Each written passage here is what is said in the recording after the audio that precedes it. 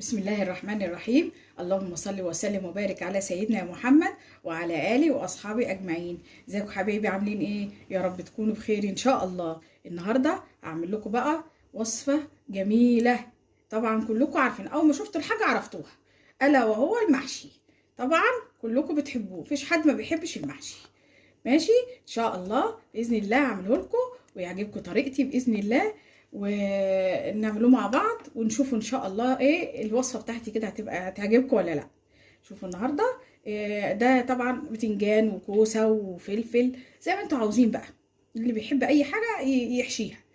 ف ودي طماطم مع فلفل، قرن فلفل، عاوزاه بقى بارد حامي دي اختياري برضو.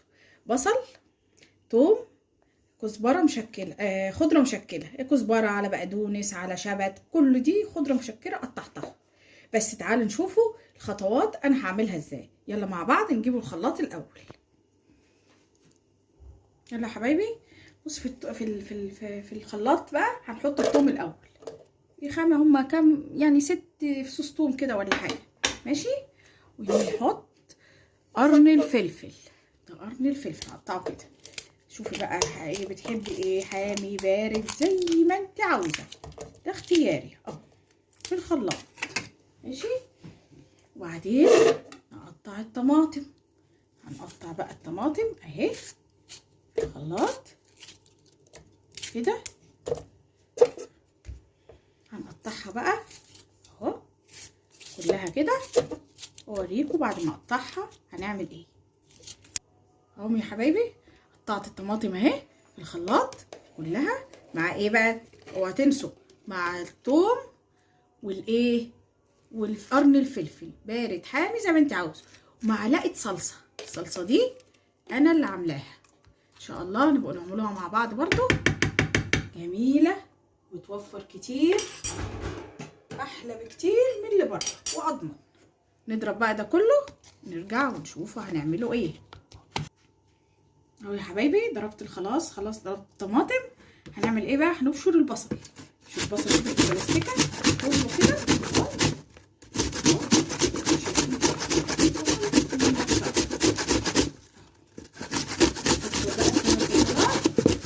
اوريكم انا هعمل ايه. اهو يا حبايبي بشرنا البصل اهو زي ما انتم شايفين، في الملح اهو. ماشي انتم شايفين كده اهو. نحط فلفل اسود اهو. ماشي. كمون اهو. ماشي. شايفين.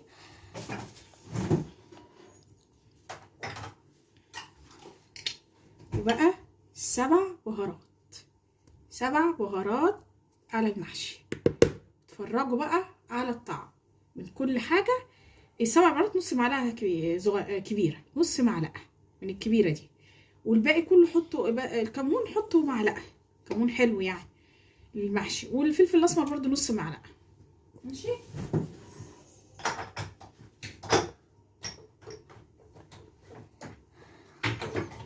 ادي ربع معلقه كده، ربع معلقه اهي كزبره ناشفه اهي. ماشي. حط بقى الخضره على الكلام الجميل ده اهي. خضره كده اهي. انا بحب المحشي الخضره كتير، بحبها تبقى كتير قوي الخضره، تخلي طعم المحشي جميل قوي. ليه بقى؟ ريحه كده جميله بالخضره. كل ما تكتري الخضره كل المحشي ما يبقى طعمه جميل وريحته احلى، احسن بكتير ما يبقى كله رز كده. هندعك بقى ده كله بايدي، هفضل كده ادعك بقى ده كله لحد ما يدبل معايا. ادعكه بقى كده واوريكم بعد ما يدبل هعمل كده. بصوا يا حبايبي، بصوا بقى تبلتها ازاي. قعدت ادعك فيها مع البصله لحد ما وصلت في المرحله دي. حط بقى الرز اهو كده، الرز كله اهو يا حبايبي. الرز اهو حطيته عليهم اهو. حط بقى الطماطم اللي انا ضربتها اهو، ونسيب حبه عشان هنعزوه اهو. ريحة الخلطة دي، الطماطم دي الخلطة دي جميلة، مش عاوزة اقول لكم على جمالها. نقلب ده كله، نحط بقى الزيت، اوعوا تنسوا الزيت اهو. بس هنقلب ونوريكم يا حبايبي اهو زي ما انتم شايفين كده. نحشي بقى الكوسة، هنحشي بقى الكوسة كلها اهو كده.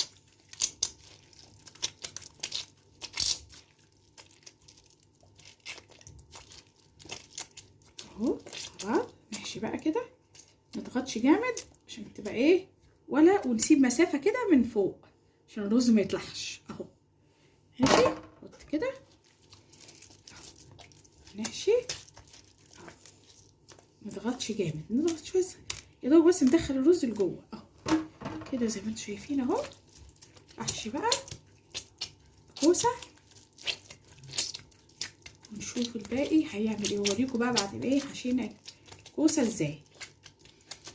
حبايبي بقى اهو حشيت اهو الكوسة اهي، رصيتها في الصينية.